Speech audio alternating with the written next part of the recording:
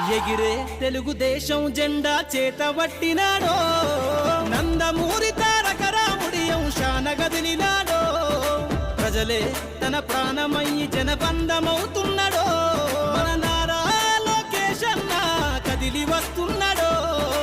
ఎగిరే తెలుగుదేశం జెండా చేతబట్టినాడో, నందమూరి తారక రాముడి అంశాన గదిలినాడో, ప్రజలే తన ప్రాణమయ్యి జనబంధమవుతున్నాడో, మన నారా లోకేష్ అన్న కదిలి వస్తున్నాడో.